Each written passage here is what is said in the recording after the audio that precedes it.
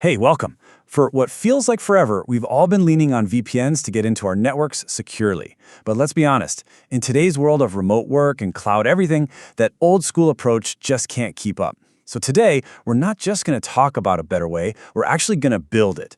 We're going to dive into how you can create a modern, way more secure, and completely self-controlled network using an amazing open source tool called Headscale. And that really gets us to the big question we're tackling here. The whole model of a secure perimeter, a castle with a moat, is kind of crumbling. It's being replaced by this idea called zero trust. So what does this future of networking really look like? And maybe more importantly, how can you build it yourself without having to pay for a third-party service and keeping it totally under your control? Stick around, because by the end of this, you'll know exactly how. All right, let's get into it. Here's what we've got on tap. First up, we'll talk about why traditional VPNs are heading for the exit. Then, we'll introduce the key pieces of our new network. After that, it's hands-on. We'll walk through building the server, getting all your devices connected, and then the really cool part, applying those powerful zero-trust rules. And finally, we'll step back and look at our network completely reimagined. Okay, so let's start with the big problem. For decades, the name of the game in network security was the castle and moat idea. You build a huge wall, your firewall, and if you're inside, you're trusted. Simple, right? But what happens when your people are working from coffee shops and your apps are running in the cloud? Suddenly, the castle doesn't really have walls anymore, and that whole model just falls apart. And look, this isn't just some niche theory. This is a huge industry-wide shift. Check out this prediction from Gartner, which was quoted in an Intel white paper. They estimated that a whopping 60% of companies would be ditching their old VPNs for something called Zero Trust Network Access, or ZTNA, by 2023. That's a massive signal that the way we think about security is fundamentally changing. So, what exactly is this zero trust philosophy? Well, at its heart, it's dead simple. Never trust, always verify. It completely flips the old model upside down. Instead of assuming someone on your network is friendly, you assume they aren't.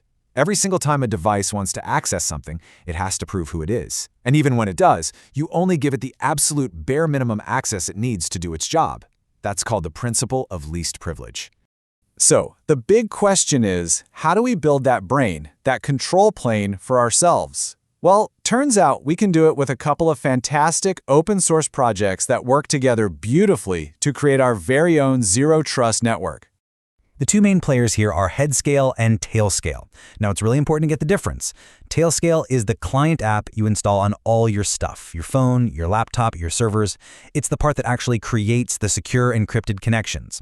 Headscale, though, is the open source control server. It's the brains of the operation that you host yourself.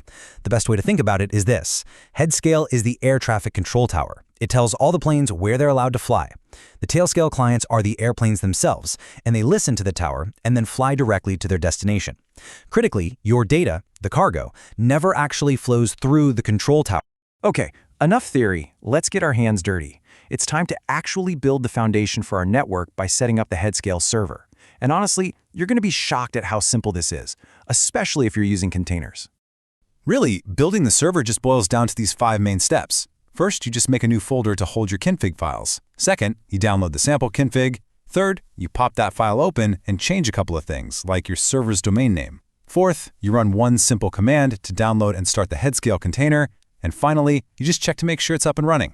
And that's it. Seriously, you now have your own private, self-hosted network control plane. Okay, our control tower is officially open for business. Now it's time to get some planes in the air. Let's start connecting our devices and building out our very own private mesh network, where every device can talk securely to every other device it's supposed to. Let's kick things off with a mobile device, like an iPhone. The whole process is incredibly slick. You just grab the official Tailscale app from the App Store. But here's the trick. Instead of logging in normally, you look for an option to use a custom server.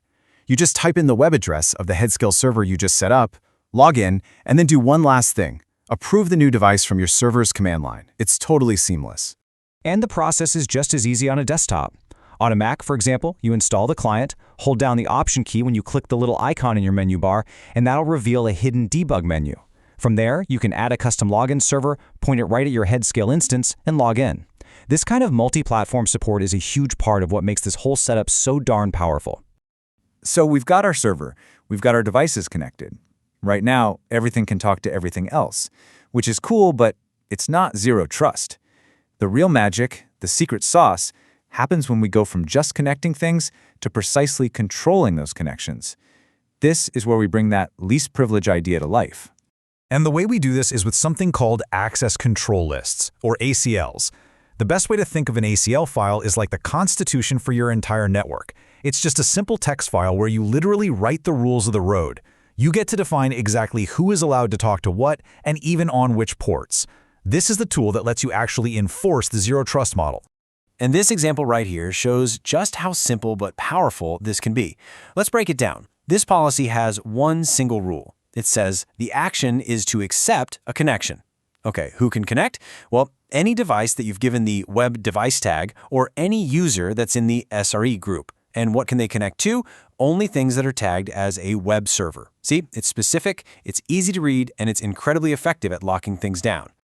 Now, to take the whole identity thing even further, Headscale also supports something called OpenID Connect, or OIDC. And this is a really big deal. It means you don't have to create a whole new set of usernames and passwords for your network. You can just plug it directly into identity providers you already use, like Google, Microsoft, or even a self-hosted one like Keycloak. This really doubles down on that core idea of zero trust. Access is all about verified identity, not about where you are on a network.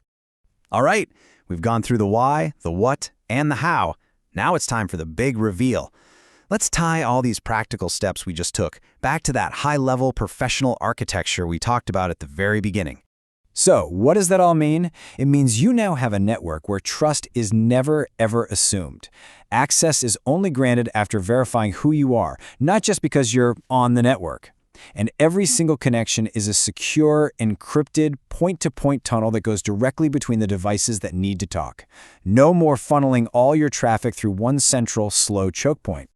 You know, at the start of all this, we asked a question: what does the future of secure networking look like? And how can you build it for yourself? Well, here's your answer. The future is a self-hosted, policy-driven network that puts you and only you in complete control. It's a network built from the ground up on the principles of zero trust, where security is granular, identity-aware, and just part of the fabric, not something you bolt on as an afterthought. And that really brings us to the final thought I want to leave you with. The power is literally in your hands now. You have the tools to define with surgical precision who gets to connect to what. So just think about it for a second. How could you use these fine-grained policies? Maybe you could securely share a home media server with just your family members, while making absolutely sure that your sensitive work projects, running on the very same network, are completely isolated and invisible to them. The possibilities are really endless.